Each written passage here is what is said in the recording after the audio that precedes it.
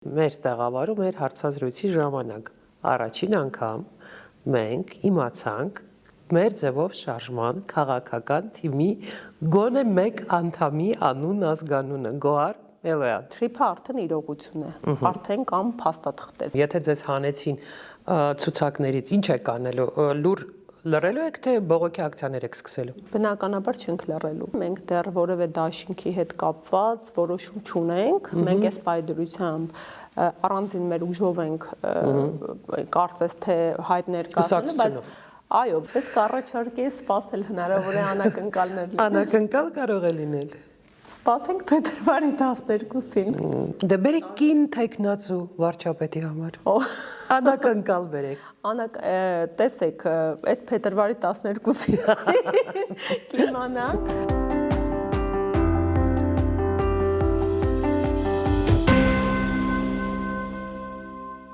Բարև ձեզ, այսօր իմ հյուրը Գոհար Մելոյանն է, մեր ձևով շարժման համակարգող անդամ եւ սահմանադրագետ։ Ողջույն, Գոհար։ Նախ ասեմ, որ սարսափելի շատ եմ սիրում, երբ իմ հյուրը լինում է կին, որովհետեւ կանանց հետ ավելի հետաքրքիր է խոսել, կանայք ավելի անկեղծ են եւ ավելի վճռական։ Ես նախ ներկայացնեմ, թե ով եք դուք եւ ինչու եմ ես ձեզ կանչել, կարդամ, որ ոչինչ բաց չթողնեմ։ Գոհար Մելոյանը մասնագիտացած է սահմանադրական իրավունքի, մարդու հիմնարար իրավունքների, ընտրական իրավունքի բնագավառներում, Գոհար Մելոյանը ԵԱՀԿ ժողովրդավարական հաստատությունների եւ մարդու իրավունքների գրասենյակի կողմից լիցենզավորված դիտորդ է եւ վերջապես, ինչպես արդեն ասացի, այսօր Գոհարը ներկայացնում է նաեւ մեր ձևով շարժումը եւ բնականաբար նախ եւ առաջ խոսելու ենք ընտրություններից եւ սկսենք թերևս վերջերս այդ նոր փոփոխություններից դիտորդների հետ կապված դուք որպես փորձառու դիտորդ կմանրամասնեք այդ ինչ փոփոխություններ են եւ ինչ հետևանք դրանք կարող են ունենալ ընտրությունների վրա։ Նախ շնորհակալ եմ հրավերի համար։ Այո, իրավացիորեն նշեցիք, որ այս պարագայում մի փոքր ավելի թե փորձառություն, թե կրթական ցենզ ունենալով ընտրական բնագավառում ինձ կարող եմ թույլ տալ մեկնաբանություններ անել, առավել եւս, որ նախապատմությանը անդրադառնանք, ինչ տեղի ունեցավ ուրբաթ օրը արտահերթ կարգով ազգային ժողովի նիստ հրավիրվեց, արագացված կարգով բերվեց ընտրական օրենսգիրք սահմանադրական օրենքում փոփոխությունների լրացումների նախագիծ եւ նույն օրը երկու ընթերցման անցավ պետաիրավական հանձնաժողովում քննարկում անցավ եւ ընդունվեց, ինչը ենթադրվում էր, որովհետեւ այսօր թե մեղը, թե մուրճը իշխանության ձեռքում է եւ ցանկացած օրենսդրական նախաձեռնություն ու փոփոխություն հնարավորություն ունեն իրականացնելու։ Այստեղ ասելիքս շատ է, որովհետև հենց նիստի ընթացքում իմ կազմակերպությանը անդրադարձան անվանական ենթատեքստերով էլ անդրադարձներ կատարեցին, ինչը առաջին հերթին բավական խնդրահարույց է, որովհետև այս մարդիկ այդպես է չհասկացան իրենք որտեղ են գտնվում։ Ազգային ժողովը այն էլ խորհրդարանական կառավարման ձև ունեցող երկրում, այն էլ падգամավորների տեսանկյունից մարդիկ պաշտոնյաներ, ովքեր առաջնային մանդատ կրող են, ոչ թե իրենց մեծախոսության իրավունք է տալիս, այլ կաշկանդում է էթիկետով, վարքագծի կանոնակարգով եւ կաշկանդում է բարեկրթությամբ։ Իրենք իրենց ընտանեկան միջավայրում չեն, որ հումորներ անեն, ենթատեքստեր կիրառեն եւ այլն։ Ես ցավում եմ, որ դա անհարգալից վերաբերմունք է առաջին հերթին մեր իշխանության աղբյուրի ժողովրդի նկատմամբ։ Բովանդակային անդրադարձ նախապատմություն ունի այն տեսանկյունից, որ վաղ շաբաթ համայնքի հավաքական ընտրություններից առաջ падգամավորուհիներից մեկը իշխանական հրապարակում է անում մեր նկարները տեղադրելով մարդկանց, ովքեր արդեն հավատարմագրված են դիտորդական առաքելություն իրականացնելու, վիրավորական եզրութաբանություն է օգտագործում, իդեպ ես դատական եղանակով վիրավորանքի համար հիմա վեճի մեջ եմ իր հետ գտնվում եւ կազմակերպություն անուններն է նշում, ամփոփելով 6 հավատարմագրված ընկերություններից 3-ին թիրախավորում է, մյուս 3-ին է նշում է, որ մեր նկատմամբ հետևողականություն ցուցաբերենք։ Նախ, արդյոք այստեղ այդ 3 մյուսին ում հղում է կատարում, արդեն իսկ կանաչառության սկզբունքը չի խախտվում։ Արդյոք իրենք համագործակցային հարաբերությունների մեջ են, որ իշխանական պատգամավորը ուղղորդում է դիտորդական առաքելությանը, դիտորդական առաքելություն իրականացնելու այլ դիտորդական առաքելությունների նկատմամբ։ Փոփոխությունների բովանդակությունը Փոփոխությունների բովանդակությամբ, ինչպես իրենք ներկայացրին, իրենք փորձում են վերահսկելիությունը մեծացնել դիտորդական առաքելությունների նկատմամբ, ֆինանսական թափանցիկությունը լայնացնել եւ լրացուցիչ գործիքակազմ տալ կենտրոնական ընտրական հանձնաժողովին, որպեսզի կարողանա ընդհատել հավատարմագրված դիտորդների գործունեությունը, եթե իրենք օրինակ քաղաքական չեզոքության հիմնարար սկզբունքն են խախտում։ Իսկ ժամկետներ, ասենք, երբ դա կարող են անել։ Այո, ժամկետներ, եթե այսօրվա օրենսդրությամբ մինչև ընտրությունների առաջ երրորդ օրը կարելի էր փոփոխություն կատարել կամ հավատարմագրել դիտորդ, մի քիչ հետաձգում են, ավելի լայնացնում են ժամկետը, 10 օր են տալիս, բայց այստեղ ուրիշ խնդիր, հա, ես մեջ բերեմ։ Իրենք այնքան են կաղապարված էս փաթեթը կազմել կոնկրետ մի քանի հոգու նկատի ունենալով, որ լրացուցիչ խնդիր են ստեղծել, խնդիրը լուծելու փոխարեն։ Օրինակ ես այնտեղ այդ օրը այդ դիմում Facebook-յան post-ից հետո մեկ այլ դիտորդի դիմումի հիման վրա կենտրոնական դրական հանձնաժողովի շուրջ 10 ժամ տևացող նիստ է ընթացել, որտեղ բազմաթիվ խնդիրներ վերհանվեցին ու այո, խնդիրներ կա։ Նախ այստեղ տեսեք, իրենք կոնկրետ նեղացնում է շրջանակը, չհասկանալով, որ ուրիշ հետագա գործունեության համար այլ կազմակերպությունների տեսանկյունից խնդիր են առաջացնում։ Օրինակ ասում են, եթե քաղաքական առումով կազմակերպության անվանումը ասոցիացիոն է ստեղծում, ԿՀ-ն կարող է նրան չհավատարմագրել, բայց պայմանական օրինակ մեր երկրում Հայաստան եզրույթը առավել շատ կիրառվող բառերից է, հա, քաղաքական կուսակցությունների եւ հասարակական կազմակերպությունների անվանման մեջ։ Դա վերացարկվենք պայմանականորեն քաղաքացիական պայմանագիր կազմակերպություն կա հասարակական, որը ուզում է հավատարմագրվել դիտորդական առաքելություն իրականացնելու եւ որևէ քաղաքական ասոցիացիոն չունի գործող ուժի հետ։ Ինչ է այդ հիմքով պետք է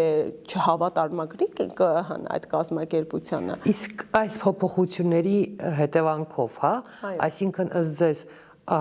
անկախ դիտորդները կամ գոնե այն դիտորդները, ում վստահում է ընդդիմությունը, նրանց թիվն ավելի քիչ է լինելու, ավելի պակաս է լինելու, դրանք ավելի սահմանափակված են լինելու ընտրությունների ժամանակ։ Բարի, տեսեք, այո, իմ կարծիքով իրենք գործիքակազմ են փորձել ստեղծել, մի բան էլ ավելացնեմ, որ արդեն իսկ կարգավորումներով, որին իշխող պատգամավորը ասաց շատ թերի ու վատ կարգավորումներ են, ընդ որում, երբ որ շուրջ 1 տարի առաջ իրենք են դա ընդունել, կրկին իշխանության կողմից ընդունված փաթեթ է, արդեն կա այդ հնարավորությունը ԿՀ-ի կողմից, երբ որ արձանագրվում է քաղաքական չեզոքության խախտում, դադարեցնելու հավատարմագրումը։ Եվ այո, քիչ են նաև այն կազմակերպությունները, ովքեր չեն համագործակցում իշխանության հետ եւ դիտորդական առաքելություն են իրականացնում կամ բարեկամական հարաբերությունների մեջ չեն գտնում։ Ու կրկին ընդգծում եմ, օրինակ դիտորդներից մեկը ամիջապես այդ նիստից հետո հարցազրույց տվեց, որում ասաց, որ ինքը նախագծման աշխատանքներին մասնակցել է։ Այստեղ լրջագույն խնդիրներ կան։ Նախ Վենետիկի հանձնաժողովը հանձնարարական ունի, համաձայն որի ընդհանրապես աշխարհի պրակտիկայում ընտրական օրենսգրքերը փոփոխության չպետք է ենթարկվեն ընտրություններից 1 տարի առաջ ժամանակահատվածում։ Ճիշտ է, այդ կարգավորումը հանձնարարականը իմպերատիվ չէ, բայց այնուամենայնիվ այն խաղի կանոն է փոխում։ Ինչքան է փորձեցին խուսանավել կամ մանիպուլացնել այդ դրույթը իշխանական պատգամավորները, բայց օրինակ դիտորդական առաքելությունների համար դա խաղի կանոնի փոփոխություն էր, ընդհանրապես այսքան կարճ ժամանակահատված առաջ ընտրություններից։ Գոհար, այսպեսի մի հարց է, առարկայական եթե խոսենք, ընտրությունների ժամանակ ինչին են խանգարելու այդ նոր փոփոխությունները։ Իմ մտահոգությունը հետևյալում է, որ առնվազն գործիքակազմերը կենտրոնական ընտրական հանձնաժողովը ուներ, որպեսզի քաղաքական չեզոքությունը խախտելու պարագայում զրկեր դիտորդական առաքելությունների հավատարմագրումից, կամ կոնկրետ հենց տեղամասերում ունեն իրավական առումով այդ գործիքակազմը, եթե որևէ կերպ քարոզչություն է իրականացնում, հակաքարոզչություն է իրականացնում, հանձնաժողովը, տեղամասային ընտրական հանձնաժողովը կարող է դիտորդին հեռացնել տեղամասից։ Իսկ հիմա հեռացնել են նախորոք։ Իսկ հիմա նախորոք չեն հավատարմագրելու, բայց այստեղ իմ խնդիրը ինչու է ձեր խնդիրը, որ այդքան անհրաժեշտություն կար այս միջամտությունը թույլ տալու։ Արդյոք իշխանությունը քաղաքական նպատակահարմարությունից ելնելով փորձում է ընտրությունների վերահսկողությունը, վերահսկելիությունը, թափանցիկությունը հարվածի տակ դնել։ Արդյոք իշխանությունը փորձում է իրենց հետ համագործակցող ուժերին միայն հնարավորություն տալ միջամտություն ունենալու ընտրական Հավանաբար տրամաբանական է։ Արդյոք իշխանությունը փորձում է իրենց չհամագործակցային հարաբերություն ունեցող կազմակերպություններին զրկելու դիտորդական առաքելություն։ Ինչպես է դա անցալվելու միջազգային դիտորդների կողմից։ Տեսեք, այստեղ ես իրականում պրակտիկայում որոշակի խնդիր եմ տեսնում, որովհետև շատ հաճախ, ինչպես արդեն համոզվել եմ, մեր իրականությունը խեղաթյուրված ու շատ գործոն կերպով այսօրվա իշխանությունները պարբերաբար զեկուցում ու ներկայացնում են, որովհետև աշխատանքային փոխհարաբերություններ ունեն միջազգային կառույցներին։ Ես կարծում եմ, որ մենք պետք է չթերանանք եւ այս ամենը ամենայն մանրամասնությամբ մասնագիտական տեսանկյունից ներկայացնենք ու ուշադրություն հրավիրենք, որովհետև ընտրական գործընթացների խախտումները միայն ընտրության օրը տեղի չեն ունենում։ Օրինակ վաղարշաբաթի ընտրությունները, ինչ տեղի ունեցավ, հողեղեն այդ օրը այնպիսի մասշտաբի խախտումներ չեն արձանագրվել, որ օրինակ ես ինձ թույլ տայի ասեի, որ արդյունքները կեղծված Նախորոք են։ Այո, խախտումը տեղի ունեցավ նախորոք, երբ հուլիս ամսին իշխանությունը վարչատարածքային բաժանման մասին օրենքում փոփոխություն կատարեց եւ այդ ժամանակ գործող Վաղարշապատ համայնքին, որում 25 տեղամասային կենտրոն կար, միացրեց Խոյ համայնքը, որտեղ եւս 22 տեղամասային կենտրոն կար եւ որտեղ իրենց տեխնացուն համայնքի ղեկավար էր եղել։ Դարձավ 47 տեղամաս եւ ընթացքում մասնակցելիությունը բավականին բարձր էր նախորդ թիվ համեմատ գրեթե կրկնապատիկ եւ վերջում երբ արդյունքները ունեցանք ես տեսա որ այդ մասնակցելիությունը ապահովել են Խոյ համայնքի գյուղերի միջոցով եւ եթե այս փոփոխությունը չլիներ նաեւ թվերը մուտքագրել եմ միայն Վաղարշապատի նախկին համայնքների ընտրատեղամասերի քանակով այլ պատկեր էր ստացվելու Այսինքն այդ միջամտությունները միայն հենց ընտրության օրը տեղի չեն ունենում։ Դիտորդական առաքելությունները իրենց զեկույցներում համապարփակ այս բոլոր հանգամանքներին պետք է անդրադարձ կատարեն։ Ես դեռ զեկույցս չեմ հրապարակել կամ փոփեմ բնականաբար այս ամենը մանրամասն ներկայացված է ու իհարկե մենք պետք է չզլանանք, ինչքան ծանրաբեռնված ենք, այսօրվա տեղի ունեցածն ներկայացնենք համապատասխան։ Մենք շատ լավ հասկանում ենք ինչ ասել է վարչական ռեսուրս, ադմինիստրատիվ ռեսուրս, ինչ ասել են խախտումներ, ինչպես է դա տեղի ունենում, մինչև ընտրությունների ընթացքում բարբերաբար ամեն ընտրությունների ժամանակ դրա մասին խոսվում է եւ այլ եւ այլ։ Իրականում, ասենք տեղում հնարավոր է արդյոք անդիմությունը այնպես վարժված իրեն դրսևորի, որ այդ խախտումների քանակ, այդ խախտումները հասցնի գոնե մինիմումի, թե դա հնարավոր չէ։ Իմ պրակտիկայից օրինակ բերեմ, տեսեք, նախ պատահական չէ, որ վարչական ռեսուրսի հետ կապված ընտրական օրենսգրքերում ամբողջ աշխարհում բավականին լայն են սահմանափակումները, որովհետև ամբողջ աշխարհում էլ նորմալ է, որ ցանկացած ընդդիմություն ավելի քիչ ռեսուրսներ ունի եւ եթե վարչական ռեսուրսի չարաշահման սահմանափակում չլինի, անմրցելի կլինի գործող իշխանության հետ, որը ընտրապայքարում է։ Դրա համար օրենսդրությունը ժողովրդավար եւ իրավական երկրներում բանալի բառերը, որը հաճախ մոռանում են, փորձում է հավասար պայմաններ ստեղծել բոլոր խաղացողների համար, նույն եթերաժամերի տեսանկյունից, նույն որպեսզի падգամավորները կամ վարչապետը կամ այլ պաշտոնատար անձինք իրենց լիազորությունները իրականացնելիս չչարաշահեն, աշխատողներին չուղղորդեն, պատական չէ, հա, նախակրթարանների ուսումնական հաստատություններ։ Բայց ինչպես են վերահսկվում եւ եթե նույնիսկ վերահսկվում եւ այդ խախտումը արձանագրվում է, ինչ դրանից։ Տեսեք, հենց դա է խնդիրը։ Դրանց համար պատասխանատվություններ է նախատեսած, վարչական պատասխանատվություն է, քրեական պատասխանատվություն է ըստ բնույթի։ Ու նույն Գյումրիում այդպիսի չարաշահումները բավականին շատ են ի տարբերություն վաղարշաբաթի։ Ու այդ արձանագրումները մեր խնդիրը ինչու՞մ է կանում։ Ինչու եմ ես հաճախ անվանում, որ մենք քաղաքական եւ սահմանադրաիրավական ճգնաժամ ենք, որովհետեւ եթե մենք դասական իրավական ժողովրդավար պետության սահմաններում լինենք, որտեղ քաղաքական ազդեցություն չեր լինի իրավապահ մարմինների նկատմամբ, այս արձանագրված խախտումները կունենային հետևանքներ։ Իսկ հիմա չունեն։ Ոչ շատ հաճախ այդ արձանագրումները Գյումրիում չունեն։ Այսինքն ոչ ոքի չեն դատապարտել։ Պատկերը տեսեք, Գյումրիում այնպիսի խայտառակ իրավիճակ է, որ իրավապահ մարմինները գրեթե բոլոր ընդդիմադիր գործիչների քաղաքական ուժերի առաջնորդների նկատմամբ միջամտություն ունեցան։ Մեկի ծնողներին երեխային բերման ենթարկեցին, մեղադրանք առաջադրեցին, մյուսին անձամբ խուզարկություններ տեղի ունեցան, հա, բնակարանում, աշխատավայրերում, այլ բոլորի աջակիցներին գրեթե կանչում էին բաժանմունքներ, հարցաքննություններ էին իրականացնում։ Մի խոսքով Գյումրիում իրապես իրավապահների միջամտության աստիճանը անթույլատրելիության շեմը անցել էր։ Նու այդ ամենայնիվ Գյումրիում ընդդիմությանը հաջողվեց ինչ որ ձևով հաղթել ԿՊ-ի տեխնացուին, ԿՊ-ի ինչու հիմա եթե նյութականացնենք, տեսեք 2021 թվականին, երբ իմ կազմակերպությամբ դիտորդական առաքելություն ենք իրականացնում, համարյա համապետական տեսանկյունից շուրջ 2000-ի հասնող տեղամասային կենտրոն կար։ Ես ունեի շուրջ 3 տասնյակ դիտորդ Երևան քաղաքում եւ 100-ին հասնող ընտրախախտում ենք գրանցել, ել չասած թե ինչքան ընտրախախտում ենք կանխարգել էլ։ Գյումրիում եւ Վաղարշաբաթում բոլոր տեղամասային կենտրոններում ունենք ներկայացվածություն եւ այդ տեսանկյունից դու պատկեր ես ստանում եւ իրատեսորեն հնարավորություն է լինում կանխարգելել ու խախտումները ամբողջովին արձանագրել։ Այդ իսկ պատճառով եմ ասում, որ արդյունավետությունը բարձր է։ Եթե լինում է համապատասխան մարդկային ռեսուրս, իսկ համապետական մակարդակով դա շատ դժվար է կազմակերպել, որովհետեւ օրինակ Գյումրիում եւ Վաղարշաբաթում ես միանձնյա հնարավորություն ունեմ կապի մեջ գտնվելու։ Համապետական ընտրությունների ժամանակ ես օրինակ հեռուստաեթերով իմ անձնական հեռախոսահամարը 21 թվականին հնչեցրել էի ու դուք չեք պատկերացնում թե ինչ քանակի զանգեր էի գյուղերից ստանում տարաբնույթ խախտումների վերաբերյալ իրազեկմամբ։ Իրականում այդ ցայտ նոտ էր, որովհետև երբ դու արժեքահեն ես։ Իսկ դասեր քաղել եք, ասենք, մենք կարող ենք ասել, որ հունիսին կայանալիք ընտրություններին, թե դիտորդական կազմակերպությունները, թե անկախ դիտորդները, թե ընդդիմությունը ուշադիր ինչ որ դասերը քաղել եւ արդեն պատրաստվել է այս ընտրություններին։ Տեսեք, հետեւյալը ասեմ, որը շատ կարեւոր է նաեւ,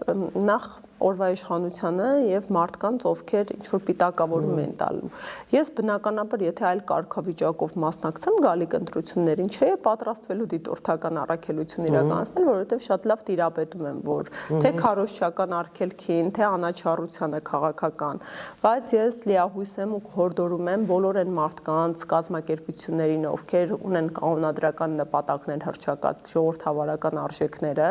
անպայման իրենց մասշտաբով, իրենց միջավայրում հավատարմագրվել եւ վերահսկել թափանցիկությանը, որովհետեւ այդ դիտորդը իրականում ընտրական process-ում ամենաքիչ լիազորություններ ունեցող սուբյեկտներից է, որպես քաղաքական ուժ դու ավելի լայն լծակներ ունես վերահսկողական, հա, քաղաքական ուժերի համար այլ ինստիտուտներ կան, որոնք ես կփորձեմ իհարկե եւ մեր ուժը մաքսիմալ պրոֆեսիոնալ կերպով կփորձենք բանեցնել։ Մենք քաղաքական ուժերը յուրաքանչյուրը իրանք ունեն վստահված անձանց ինստիտուտ։ Վստահված անձանց ինստիտուտ, այո։ Մենք այդ ձևաչափով ենք փորձելու վերահսկողություն իրականացնել։ Այսինքն որ անպայման ամեն ընտրատեղամասում Մերձևովը այն ժամանակ կլինի ուժեղ Հայաստան ունենա իր։ Տեսեք, քանի որ մենք ունենք այդքան աջակիցներ, արդեն 20000-ից ավել մարդ եկել գրանցվել է։ Այն մարդիկում հետաքրքիր կլինի այդ գործընթացին ներգրավել, դեռ չենք մեկնարկել, բայց մենք առաջարկելու ենք, որ այդ մարդիկ իրենց մասնակցելիությամբ փորձեն արդարության ազնիվ արդար թափանցիկ process-ին ապահովել եւ հնարավոր միջամտությունները կանխարգել ենք արդեն։ Այդ ամենանիվ, եթե այսպես ամփոփենք, այս հատվածը ձեր ասածը ամփոփենք, ստացվում է, որ այդ ամենանիվ հնարավոր է մաքսիմալ վերահսկել ընտրությունները, որ իշխանությունները չկարողանան շատ օգտագործել ադմինիստրատիվ ռեսուրսները, խախտումներ անել եւ այլ եւ այլ։ Այսպես ասեմ, եթե Գյումրու պատկերն են վերցնում, ինչքան էլ դու պատրաստվում ես, միևնույն է անհամաչափ են ուժերը, եթե անտեսվում է իշխանության կողմից օրենքի պահանջը։ Բայց երկրորդիվ էլ որպես քաղաքական ուժի արդեն ձևավորող քաղաքական ուժի մաս, կարող եմ ասել, որ մենք կփորձենք լավագույնս անել, որպեսզի առնվազն մեր մասով այդ օրենքի տառի համապատասխանությանը նկատմամբ վերահսկողություն իրականացնենք։ Այսինքն ինչ որ ձևով դեմն առնել հնարավոր է։ Կոնը ինչ որ չափ։ Առնվազն արձանագրման տեսանկյունից, բայց միևնույն է, եթե վարչական ռեսուրսն կիրառում, անհամաչափ ուժերի համատեքստում ենք հայտնում։ Ինչու որոշեցիք միանալ մեր ձևով շարժմանը եւ ձեր պատասխաններից ես նաեւ ենթադրում եմ, որ կլինեք նաեւ քաղաքական թիմում ուժեղ Հայաստանի։ Այո, ես տեսեք, ինձ համար շատ բարդ որոշում է, նշեմ, որովհետև ես երբևիցե կուսակցական պատկանելություն չեմ ունեցել, քաղաքականացված չեմ եղել եւ ես ինձ միշտ համարել եմ նվիրյալ պետական ծառայությանը։ Պետական ծառայության առաջի դասի խորհրդական եմ, երկարամյա փորձառություն ունեմ տարբեր համակարգերում, արդարադատության նախարարություն, բնապահպանության նախարարություն, ազգային ժողով ու շատ եմ սիրել իմ աշխատանքը, որովհետև առաքելություն եմ դա համարել։ Տեսեք, ունենալով մասնավոր գնալու հնարավորություն, առաջարկներ, շատ ավելի գրավիչ ֆինանսական պայմաններով, եւ նաեւ արտերկիր երկրում աշխատելու, բնակվելու, այո, ապրելու շատ աննախադեպ պայմաններ ունեինք Ամերիկայի Միացյալ Նահանգներում բնակվելու, որովհետև օրինակ ամուսինս աշխարհի այն հազվադեպ հայերից է Հայաստանի ծագմամբ, որ Նյու Յորքի Քոլումբիա համալսարանում ուսանել է, լավագույն 5%-ի մեջ եղել եւ լիցենզավորված փաստաբան է թե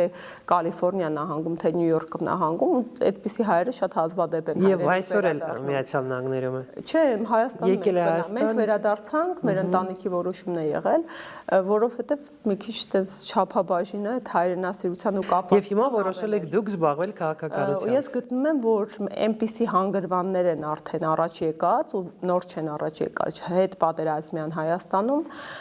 որ իրապես մարտահրավերներ են եւ մենք բոլորս պայքար է սա պետության, մեր ազգի հարատևման եւ այո, ես այդ իմ ամեն ինչը պետք մի կողմ դնելով գտել եմ մի ուժ, ում հետ գաղափարակից ենք եւ պետք է մեր պայքարը մղենք, իմ արժեքներն եմ ներկայացնում ու այն մարդիկ իսկ իրենք շատ են, ես շատ շնորհակալ եմ, ես ունեմ հայրենակիցներ չեք պատկերացնում ինչ հայրենասեր, ես տարբեր օրինակ շարժումներ են եղել, փողոցում ենք ծանոթացել արժեքահենության հիմքով, հայրենասիրության հիմքով ու այո, ես կանգնել եմ, որ ով ինձ վստահում է իմ հանգամանքով իր քվեն տա։ Գար, տեսեք ինչ տեղի ունեցավ, հա, այս պահին, այս մեր տաղավարում, մեր հարցազրույցի ժամանակ առաջին անգամ մենք իմացանք մեր ձևով շարժման քաղաքական թիմի գոնե մեկ անդամի անուն ազգանունը Գոհար Մելոյան։ Այդպես ստացվեց։ Գնանք առաջ։ Դե անկեղծ, բայց որ ասեմ, դա դեռ որոշում չկա այդպիսի, եթե արդեն ասել եք։ Չէ, տեսեք, մենք բոլորս հիմա այսպիսի կոնֆիգուրացիա ենք։ Մենք ունենք հասարակական միավոր, մեր ձևով շարժումը, որը քաղաքական միավորի է վերածելու։ Մի գաղտնիք է բացահայտեմ, որ այդպես է, ես անգամ կուսակցության անդամ չեմ։ Ուժեղ Հայաստանը։ Իսկ քանի անդամ ունի կուսակցություն։ Չեմ տիրապետում այդ տեղեկատվությանը։ Միայն կարող եմ ասել, որ անկախ այդ իրավական ձևակերպումներից ու ֆորմալ իրավիճակից մենք գաղափարակիցներ ենք ու գաղափարապես կիսում ենք այն պայքարը, որի մեջ հայտնվել ենք ու դրանք արժեքահեն են։ Այդ առաջնահերթությունը։ Ես գիտեմ նաև, որ բոլոր քաղաքական ուժերը նախընտրական արդեն սկսել էին վաղուց, արդեն ամիսներ առաջ, անցած տարի հիմա ավելի ակտիվ բարբերաբար անցկացնում փակ հարցումներ, պատվիրում են նման հարցումներ հասկանալու համար, թե ինչ վարկանիշ ունի այս ուժը, ինչ վարկանիշ իրենք ունեն, ինչ վարկանիշ ունի Նիկոլ Փաշինյանը եւ նրա քաղաքացիական պայմանագիր կուսակցությունը։ Իմ կարծիքով հայերի մեջ նման հարցումներ անցկացնելը բավականին բարդ է եւ չգիտեմ ինչի համոզված եմ, որ տարբեր հարցումների արդյունքներ, տարբեր ուժերի հարցումներ, որ պատվիրում են, տարբեր պատասխաններ են ստանում։ Այնուամենայնիվ, ըստ ձեզ, իշխանությունը, գործող իշխանությունը Նիկոլ Փաշինյանը այսօր ինչ վարկանիշ ունի։ Տեսեք, դա փորձում կարծիքով չառաջնորդվել, ոչ էլ սոցհարցումներով էսպայն, չնայած մի քանիսին եւս հնարավորություն ունեմ ունեցել ծանոթանալու, այդքան էլ հուսադրող չէ պատկերը իրենց համար։ Ես առաջնորդվեմ ընտրությունների արդյունքներով, որովհետեւ իրականում ընտրությունը ինչու են ընտրություններով չափում տվյալ երկրի ժողովրդավարության աստիճանը, որովհետև երկրում առաջնային աղբյուրը իշխանության ժողովուրդն է, ինչը այս քաղաքական ուժը հաճախ մարդկանց մոռացության է մատնել տալիս, հա, մարդիկ մոռանում են, որ իրենք չպետք է լինեն այս իշխանության կառավարման բացասական հետևանքների կրողը ու հայտնում են այսպիսի գործազրկության վատ պայմաններում, աղքատության, հա, այս արժանապատվությանը նվաստացնող պայմաններում, երբ երկրի ղեկավարը ասում է, ինչ 10,000, 20,000 դրամ թոշակը ինչպես կբարեփոխի։ Ի տարբերություն ձեզ, ես գիտեմ ինչպես ծախսել մի 20-30,000 դոլար, իսկ դուք 10,000 դրամը չգիտեք։ Ու ստանան 15,000 դոլար պարգևավճար այդ միանվագ։ Այս իրականությունը նորմալ չէ։ Այս իրականությունից պետք է դուրս գալ ու վերջին ընտրության արդյունքները ընդհանրապես, հա, Երևանի համայնքի ավականու ընտրություններից սկսած։ Ինչքանի տոկոս սովորաբար ասում են, որ այդ ընտրությունները, համայնքային ընտրությունները, քաղաքային ընտրությունները իրենք այլ տրամաբանության մեջ են, իսկ տեսեք, այդքան էլ չեմ համաձայնվի, որովհետև ես համադրել եմ հենց Երևանի համայնքի ավականու տարբեր թվականների ընտրություններ։ Մենք իրենց օրոք ամենաաննախադեպ ցածր մասնակցելիությունն ենք ունեցել։ Երբ քաղաքացիները չեն գնում ընտրության, դա լրջագույն ուղերձ է թե օրվա իշխանությանը, թե օրվա անդիմությանը։ Իրենք ասում են, որ մենք ձեզ չենք վստահում։ Իսկ ասեմ ավելի վատ բան, հա, դասական տեսական առումով այդպես են դեպի պետությունների կործանում գնում։ Մենք կադրաբանաձևը Գոհար, ես կարծում եմ, որ դա խոսում է դրա մասին, որ պատերազմից հետո հայաստանցիները, հայերն ընդհանրապես իրենք սկզբից զայրացել են, հետո իրենց մեջ մտել է այդ վախը, եւս մեկ պատերազմ ապրելու վախը վերածվել է ապաթիայի եւ հիմա մենք ունենք մի հասարակություն, որը խորը ապաթիայի մեջ է եւ Իսկ չեք կարծում, որ հատուկ հրահրվում է բնականաբար, բայց ես նաև վստահ եմ, որ վախնել, ապաթիաներ ինչ որ իրենց լիմիտը ունեն։ Մեկ այլ բանաձև ասեմ դրան ի հակառակ եկող, տեսեք ինչ է արվում։ Ինչքան մարդիկ հուսալքվում են ու քիչ են գնում ընտրատեղամասեր,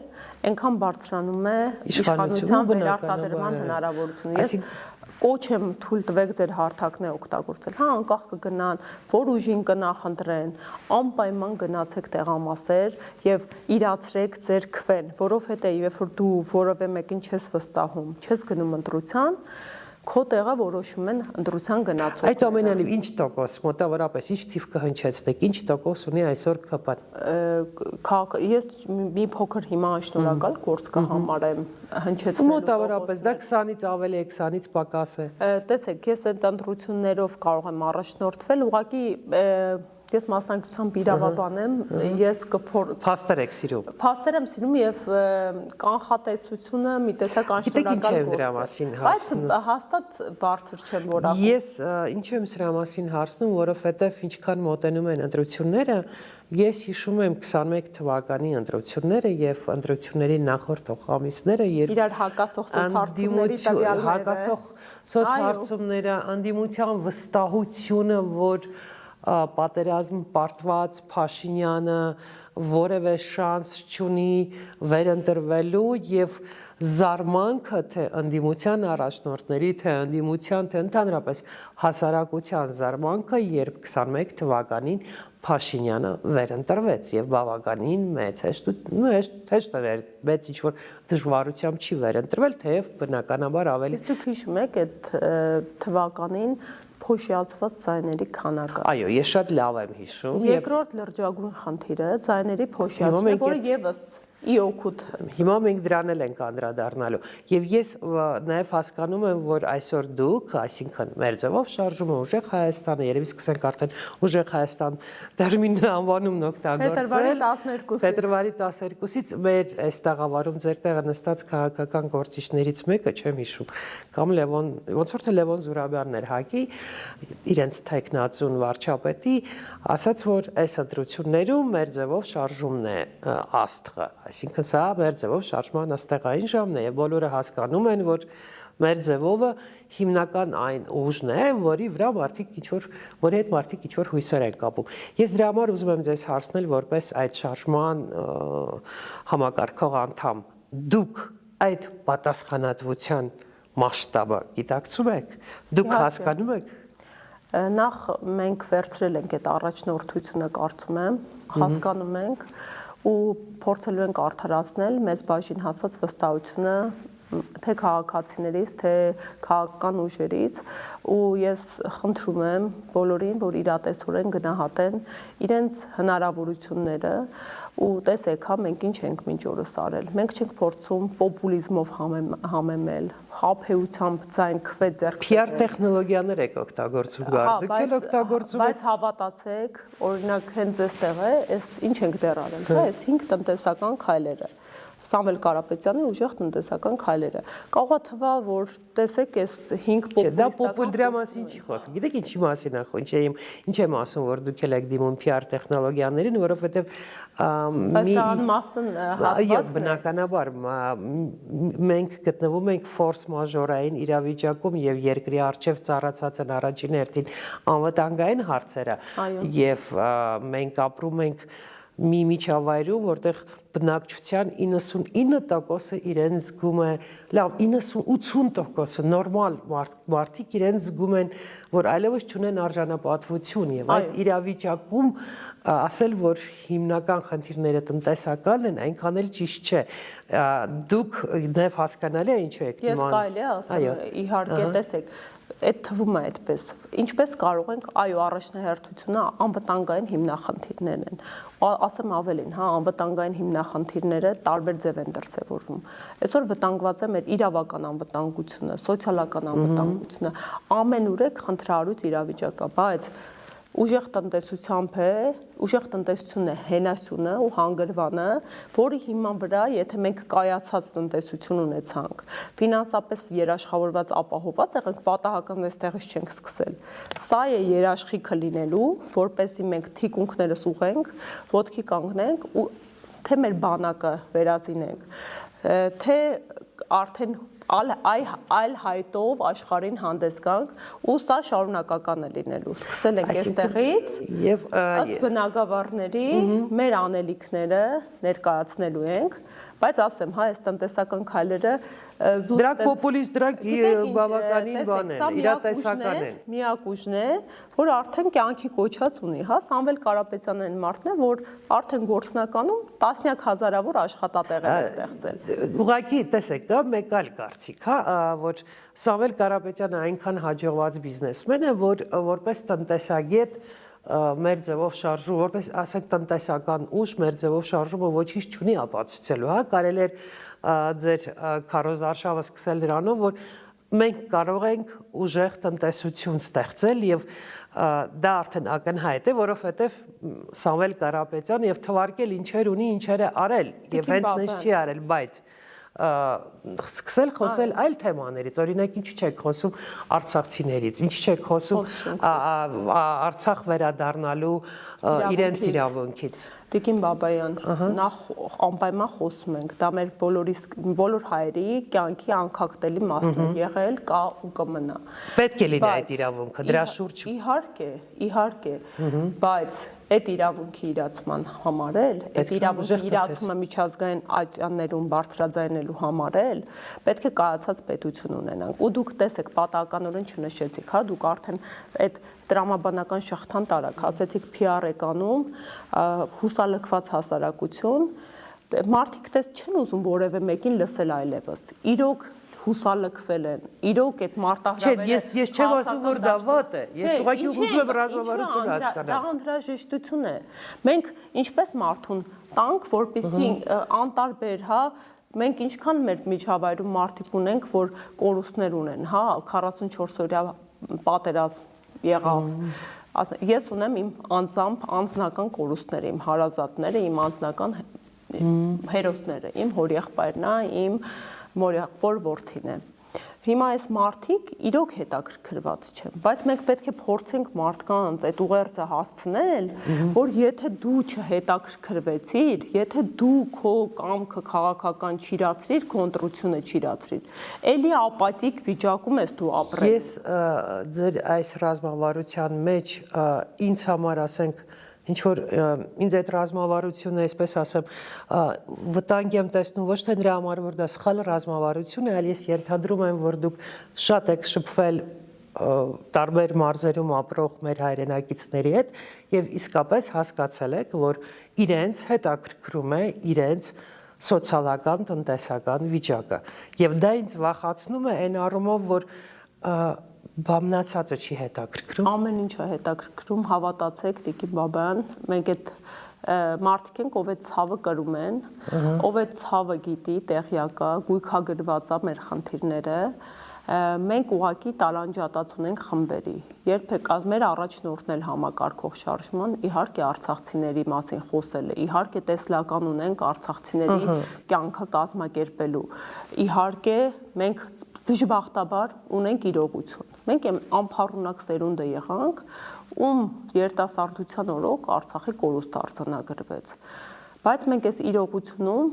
ցավոք սրտի ժամանակը հետ տալ չենք կարող ենք լուծումներ առաջարկել։ Երբ որ մենք կկայացնենք մեր տնտեսությունը, կգանք կգույքագրենք, կտեսնենք իշխանության պայմաններում ինչ են արել, ինչ են բանակցել, ինչ իրավիճակում ենք,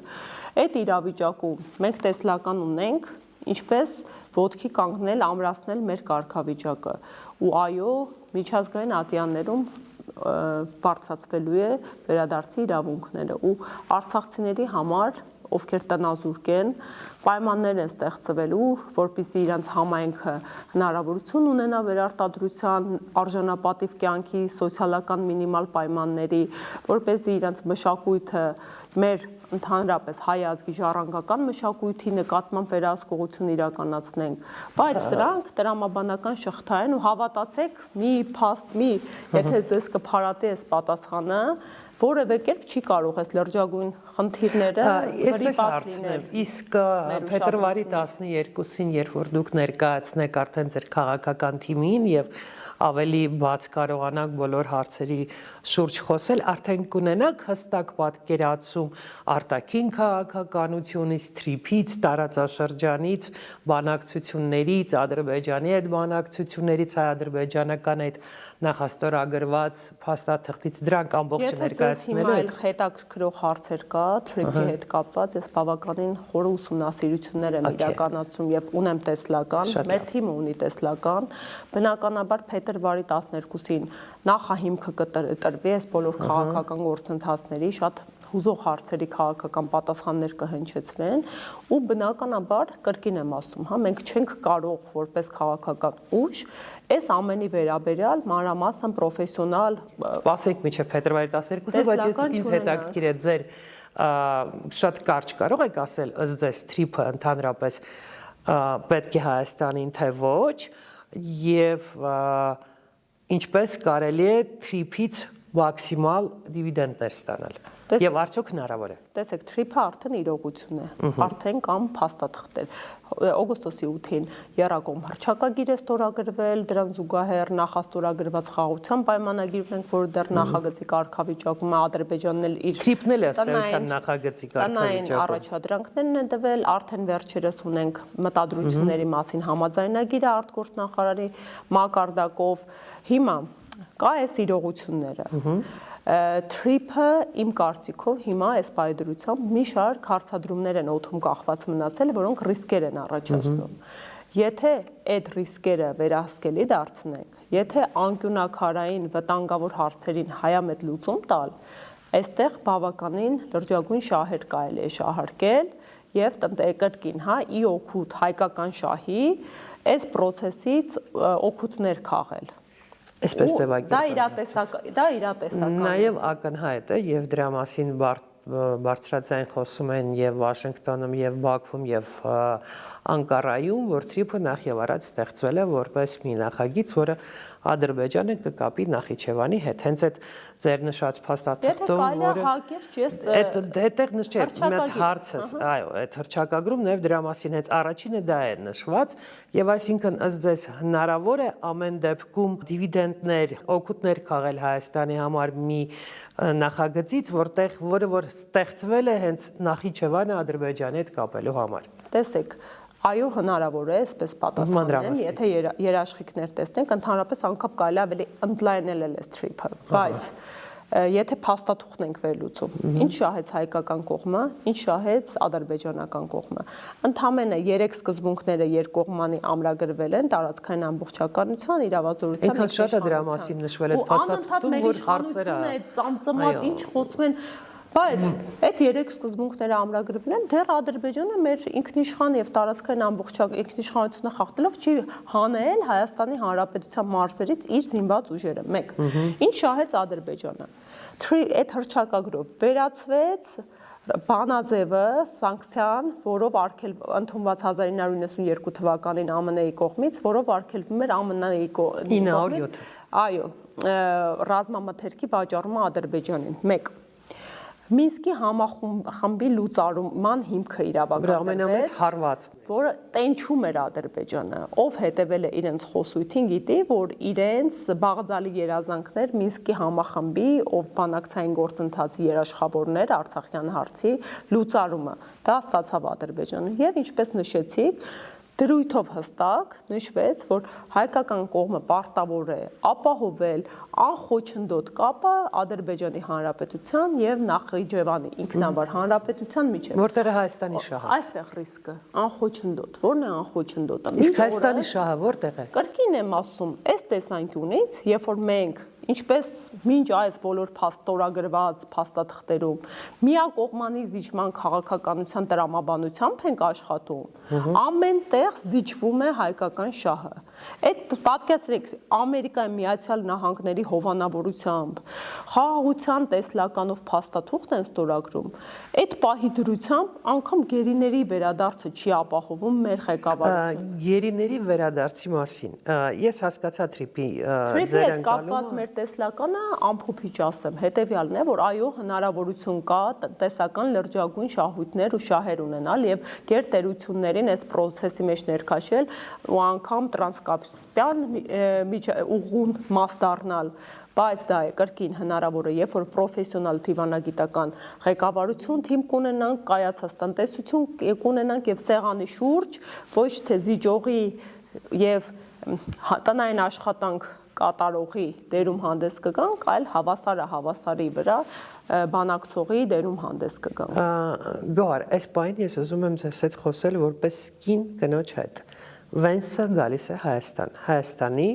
Միացյալ Նահանգների փոխնախագահ երբևէ Միացյալ Նահանգների փոխնախագահ Հայաստան չէր այցելել, սա կլինի իսկապես ինչ որ առումով պատմական այց, եւ այդ պատմական այցի շրջանակներում կարելի է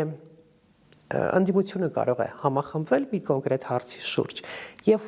լուրջ, շատ լուրջ ակցիա կազմակերպել, որ ի պաշտպանություն Ադրբեջանում պահվող այ մեր գերիներին պահանջելով նաեւ Վենսից, որ նա ճնշում գործադրի եւ պարտադրի Ադրբեջանի նախագահին բաց թողնել այդ մարդկանց։ Եվ սա մի հարց է, որտեղ ընդդիմությունը չունի որևէ տարաձայնություն։ Դուք ամենամեծ համենայն դեպս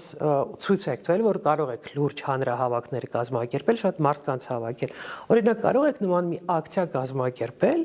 որ այդ ակցիան տեսնի Վենսը, տեսնեն իր այցը լուսաբանող արտասահմանցի լրագրողները, պահանջները լսելի լինի եւ ցույց երկմիանգամից իսկապես փորձել այդ մարդկանց տուն վերադարձնել, բ ցույց տալ, որ այո, ընդդիմությունը միասին չէ, ընդդիմությունում կան շատ տարաձայնություններ, բայց կան կենսական նշանակության հարցեր, որոնց շուրջ ընդդիմությունը մի վայրկյանում կարող է համախմբվել։ Տիկին բաբա, նախ շնորհակալ եմ առաջարկի համար, ես անպայման կփորձեմ քննարկման առարկա դարձնել այն, բայց մենք նոր չէ, որ նախաձեռնելու ենք ինչ-որ բան։ Եթե հետևել եք ու կարծում եմ հետևել եք մեր գործունեությանը, մենք փակ դռների հետևում լուր կրկին այս ու բոլոր ուղղություններով աշխատանք ենք տանում։ Ու ամենատպավորիչ ցուցիչներից մեկը պարոն Կարապետյանի Թաքր Քարլսոնի մոտի հարցազրույցներ, երբ իրապես ձեռք բերում է ընդդիմադիր քաղաքական առաջնորդի կողմից այդպիսի բարձր մակարդակում, իսկ դուք որպես մասնագիտությամբ լրագրող գիտեք Թաքր Քարլսոնի հեղինակությունը Ամերիկայի Միացյալ Նահանգներում, նրա լսելիությունը հատկապես քաղաքական վերլուծական դաշտի կողմից ամբողջ աշխարհի կենտրոնների եւ հենց այս հարցազրույցը եւս մի գործիք էր լսելի դառնալու եւ մեր ցավոտ հարցերը բարձրաձայնելու ու շատ բաներ կարող է չեք տեստ չի լսվում, չի բարձրաձայնվում, բայց կան առաջնահերթություններ, որոնց ուղղությամբ աշխատանքները մշտապակված են իրականացվում։ Վենսի այցը չօգտագոր ընդդիմությունը իրավունք ունի Վենսի այցը չօգտագործել։ Համակարծիք եմ, բայց կրկին ընդգծում եմ, որ պատկերացնում եք մի շաբաթ առաջ Ռուբեն Վարդանյանի խուց մտել է մի ադրբեջանցի, ասենք իրենց, ինչ որ, չգիտեմ, աշխատակիցը այդ Բերթի, որտեղ որ Ռուբեն Վարդանյանն այդ ԱԱԾ Բերթի, որտեղ որ Ռուբեն Վարդանյանն է պահվում եւ ասել, իսկ դու գիտես, որ այսօր քո նախագահ շնորհակալություն է հայտնել Ալիևին, ու պատկերացրեք, որ կա հնարավորություն այդ մարդկանց համար ինչ որ բան անելու։ Տեսեք, դա մեր ազգային հայտարարությունն է, սկսած մեր ընդհանրապես գերիների Ադրբեջանում գտնվելու հարցից ու բազմաթիվ հնարավորություններից նրանց բոլորին հետ վերադարձնելու, վերջացած այն իրողությունից, որ երկու այդ մասշտաբի հայ կան, մեկը Ռուբեն Վարդանյանն է, ով հիմա գերեվարված է Ադրբեջանում, մյուսը Սամվել Կարապետյանն է, ով հիմա գերեվարված է Հայաստանում, իսկ Բարաֆյանը ժպտում է ու Փաշինյանին եւ շատ ցավալի արձանագրում են, բայց ավելի ցավալի է, երբ մեր երկրի վարչապետը կանգնում ասուլիսում ասում է դեռ հարցադրումներ ունենք Ռուբեն Վարդանյանին ուղղված, թե նա ինչ էր անում Արցախում։ Պետք չի դրա մասին խոսել, որովհետև իմ սիրտը ցավում է, երբ ունենք իրողություն, երբ Ռուբեն Վարդանյանի միջազգային փաստաբանը ռազմագերիների հարցով հմտացած անելանելիությունից հայտարարություն է տարածում,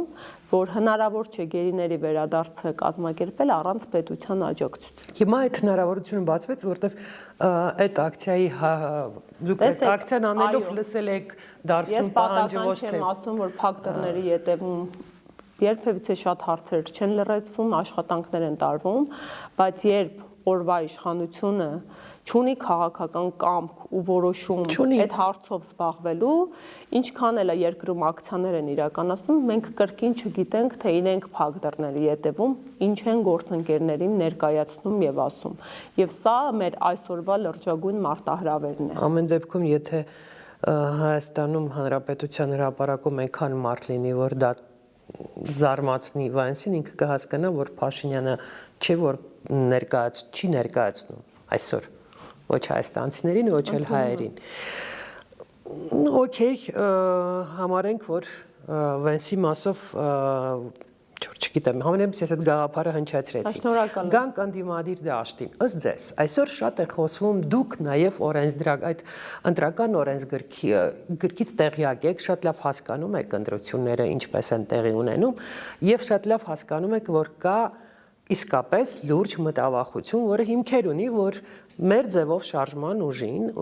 ուժեղ Հայաստան կուսակցությանը կամ դաշինքին, չգիտեմ ինչպես է գնալու, ընտրություններին կարող են չգրանցել եւ չգրանցել վերջին պահին կամ նույնիսկ ընտրություններից մի քանի օր առաջ հանել պարզապես, ասել ինչ որ մի բան հնարել, ասել մի երկրում, որտեղ որ 3-4 սրբազան այս պահին նստած է ԱԱԾ նկուղում, կարելի է սպասել այդ իշխանություններից ամեն ինչ։ Ինչ եք պատրաստվում անել, ունեք պլան B եւ ինչ ռազմավարություն ունեք այդ դեպքում։ Տեսեք, տարբեր պլաններ ունենք, տարբեր իրավիճակների համար, որովհետեւ իրավացիորեն ընդգծեցիք, որ տեսնում ենք հակաիրավական տարբեր դրսևորումներ, քաղաքական միջամտություններ, որոնք հիբրիդային բնույթ ունեն նաև ու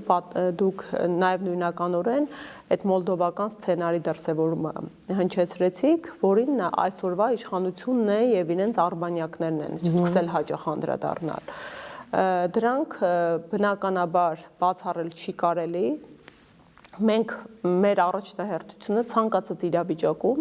սահմանադրաիրավական լուծումների շրջանակում մնալն է։ Մեր նպատակն է իրավական պետություն ունենալն է, որտեղ գործում ու երաշխավորված է իրավունքի գերակայությունը։ Կարող եք մանրամասնել, դա ինչ է նշանակում, եթե ձեզ հանեցին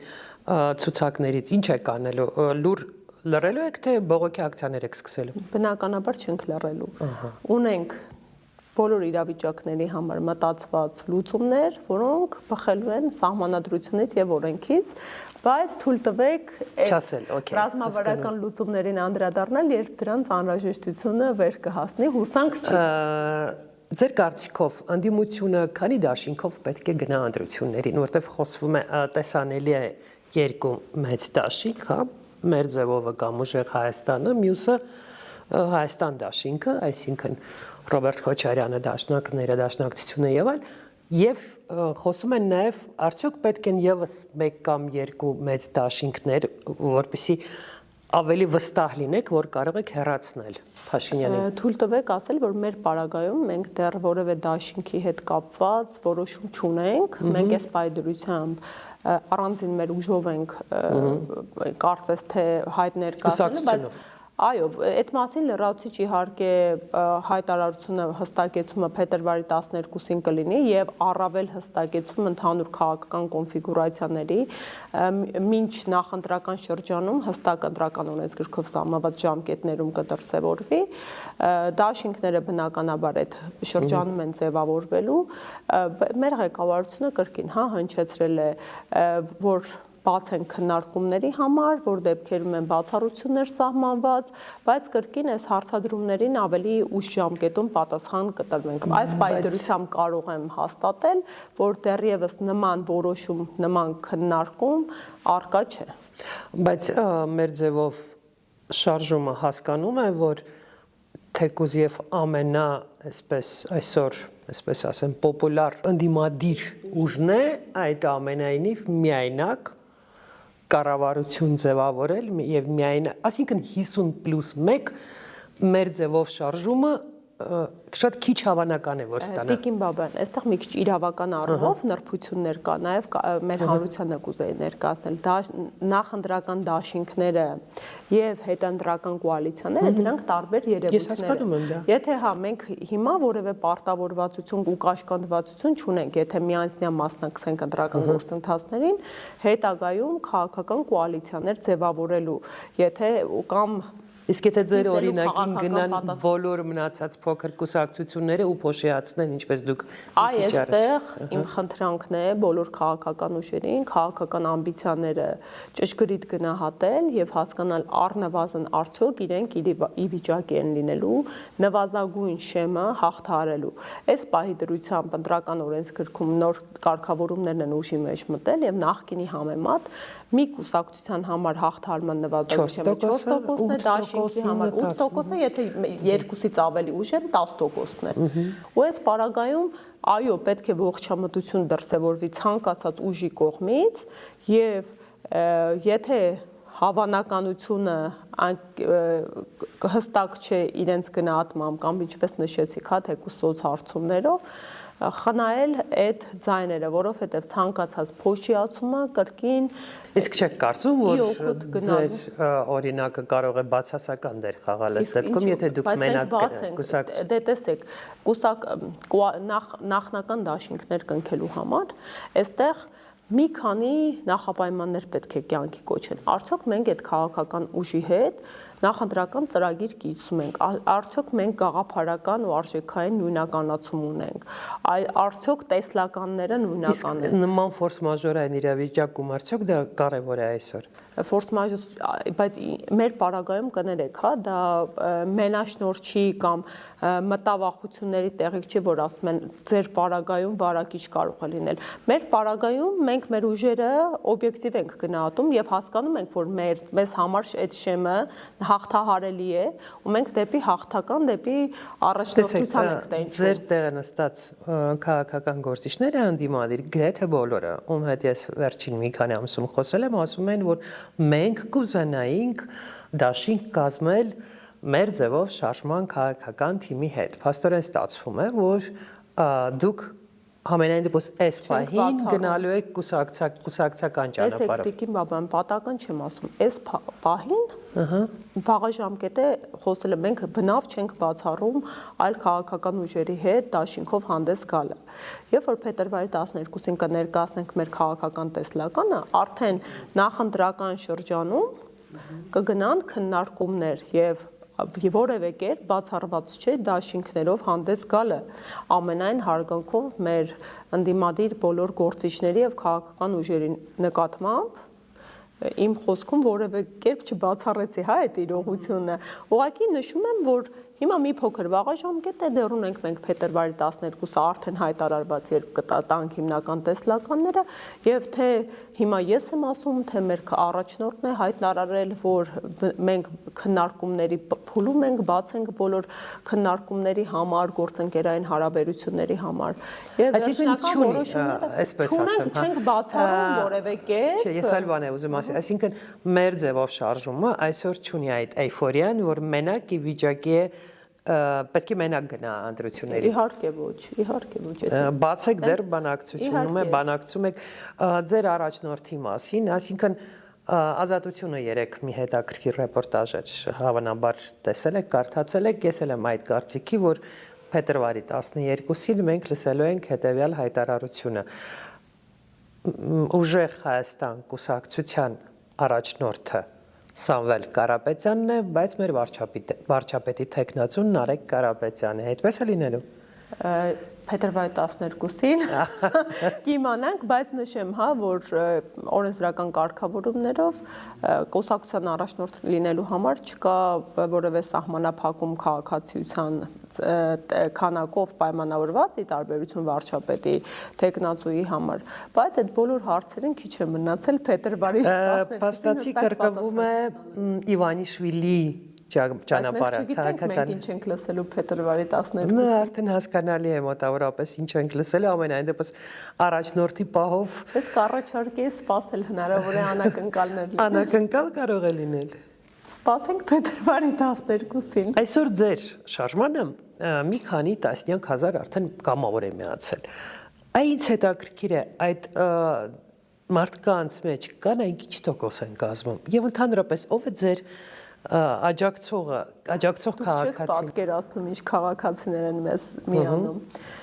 ես բարբերաբար փորձում եմ քաղաքացիների հետ հանդիպումներ ներկա գտնվել 20,000-ը գերազանցել ենք նախ կրկին թույլ տվեք երախտիկս հայտնել իրենց աջակցության իրենց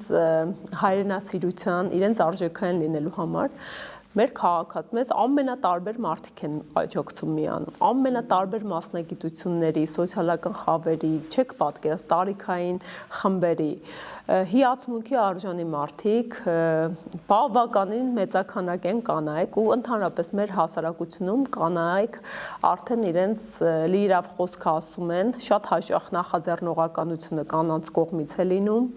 շատ հաճախ կանայք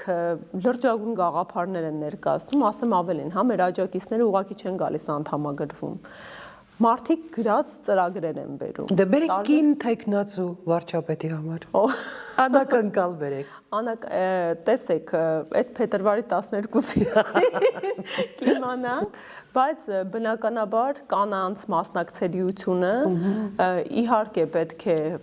բարձր տոկոս ունենա ու առանց պարտադիր որևէ պայմանել արդեն բնական կերպով կանայք իրենց դերն ու խոսքը ասում են, հա, process-ներում։ Մենք արդեն խոսեցինք նաև Նարեկ Կարապետյանի մասին, ինձ հետաքրքրեց Պետրոսին տված հարցազրույցում նա ասաց, որ ինքը իր կարծիքով Հայաստանին տնտեսագետ առաջնորդ է պետք։ Դուք եք այդ կարծիքի, որ այս փուլում Հայաստանին տնտեսագետ առաջնորդ է պետք։ Տեսեք, նախ կիսում եմ գնահատականը,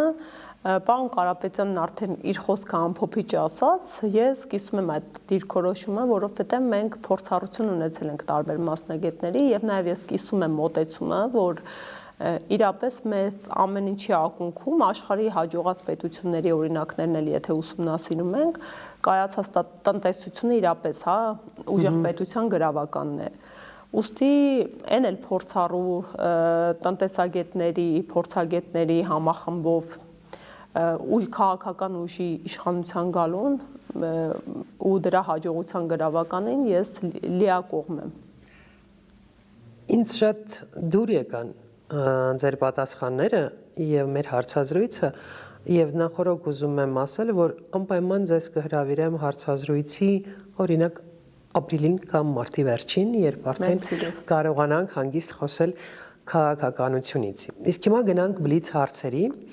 Կարդում եմ բլից հարցերը, շատ կարճ պատասխան է պետք։ Ընդդիմության հաղթելու շանսերը առաջիկա ընտրություններում քանի տոկոս են։ 100, մենք հաղթանակի ենք գնալու։ Քանի դաշինքով պետք է ընդդիմությունը գնա ընտրություններին։ Այնքան դաշինքով, որը իրատեսական կդարձնի այդ հաղթանակը։ Օրինակ, թիվ ասեք մոտավորապես։ Անշնորհակալ գործ է։ Այսօրվա Հայաստանին ինչ առաջնորդ է պետք։ Բանակաշինությամբ զբաղվող ուժեղ բանակցություններ վարող առաջնորդ, թե ուժեղ տնտեսություն ստեղծող։ Առաջին հերթին հայրենասեր։ Եթե արժեքային հայրենասեր մարդ եղավ, պրոֆեսիոնալ հատկանիշներն էլ արկա եղան, մենք հաջողությունը երաշխավորված է լինելու։ Այս պարագայում մենք արդեն նշել ենք, նախընտրելի է տնտեսական գիտելիք։ Նոր վարչապետի առաջին պաշտոնական այցը ձեր կարծիքով որ մայրաքաղաք պետք է լինի Մոսկվա, Վաշինգտոն, Փարիզ, թե գուցե այլ։ Այստեղ ցանկալի կլիներ նոր վարչապետը իր անոնսը հրավերով անել այդ բոլոր գերտերությունների ներկայությամբ Հայաստանի Հանրապետությունում։ Չէ, բայց ամեն դեպքում պետք է ինչ որ մի այց կատարի առաջին այցը սովորաբար տեսեք, այստեղ մենք ունենք արդեն անդամակցություններ, միջազգային պարտավորվածություններ, ես էլի որպես իրավագետ, թե ժամանակահատվածում որի առաջնահերթությունը կլիներ կամ որի հետ կապված ավելի գլոբալ իրադարձություններ կլիներ, բայց եթե ուզում եք հասկանալ կոնֆիգուրացիան աշխարհաքաղաքական, ես այն դիրքորոշումը ունեմ, որ երբ առաջնահերթությունը իշխանության հայկական շահը կդառնա, բոլոր գերտերություններին էլ ներգրավելու, հետաքրքրելու, շահագրգռելու միջոցները պրոֆեսիոնալ մակարդակում կգտնվեն։ Ունեք մի երկիր, որին կուզենայիք, որ նմանվի Հայաստանը գոնե իր արտաքին քաղաքականությունով։ Կատարյալ օրինակները վերցնել, օրինակ Ճապոնիա, Սինգապուր, հենց, բայց որն է հիմքը, կարգապահությունը ու տնտեսական կայացումը։ Ես արտաքին քաղաքականության մասով եմ ասում։ Արտաքին քաղաքականությունը ես, տեսեք, հետ երկրքին, կրկնեմ, այն դիրքորոշմանն է, որ չենք կարող նույնական որևէ երկրի կրկնօրինակել։ Յուրաքանչյուր պետություն իր սպეციფիկան ունի։ Ես բոլորից ինչ որ մեզ հարմարեցված փափուկ ուժը Ամերիկայից կվերցնե, Ռուսաստանից կտրուկությունը կվերցնե ու կբալանսավորե եթե ամենը։ Կուզենայիք լինել նոր կառավարության կազմում։ Անկեղծ։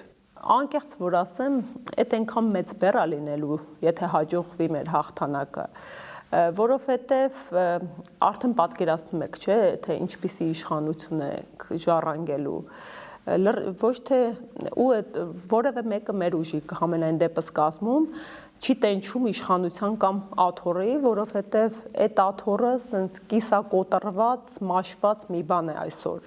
Մենք արժեքներ ունենք եւ եթե հայտնվեմ, կուզենամ բարենորոգման ու իմ պրոֆեսիոնալ հատկանիշները ներդնելու տեսանկյունից։ Ես մի նպատակ ունեմ, որ իմ հայրենակիցը արժանապատիվ ապրի իր հայրենիքում։ Եթե Աստված չտա, Նիկոլ Փաշինյանը վերընտրվի, ձեր քաղաքական ուժը կհրաժարվի մանդատներից, թե կգնաք որպես ընդդիմություն ազգային ժողով։ Տեսեք, մենք այդ սցենարը չենք դիտարկում, բայց կարծում եմ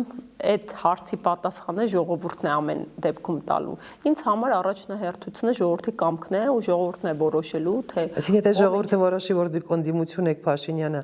նորից վարչապետ գնալու եք որպես ընդդիմություն ազգային ժողով։ Եթե ընտրությունները արդար, ազատ, թափանցիկ անցկացվեն, այդ ժողովրդի կամքն է լինելու։ Բայց եթե համոզված լինենք, որ միջամտությունների արդյունքում ժողովրդի կամքը չի խեղաթյուրվել, ամեն դեպքում մեր կարծիքը, դիրքորոշումը, միջավայրը, սոցհարցումները այնպիսին է, որ մենք այլ կարգավիճակով պետք է ազգային ժողովում հայտնվենք։ Ժամանակը չէ, որ Հայաստանը կին վարչապետ ունենա։ Իմ պատասխանը կարող է կտրուկ հնչի։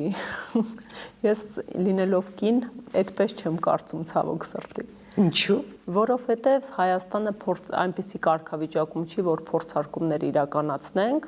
Ես կարծում եմ Հայաստանը պետք է ունենա շատ լուրջ մասնագետ ու փորձառու մարդ, ով հետագիծ ունի այս կյանքում։ Նարեկ Կարապետյանը 35 տարեկան է, փորձառու է։ Կարծում որ Նարեկ Կարապետյանն է լինելու վարչապետի տեխնացուն փետրվարի 12-ին այդ հարցադրմանը կպատասխանենք։ Շնորհակալություն հետաքրքիր հարցազրույցի համար։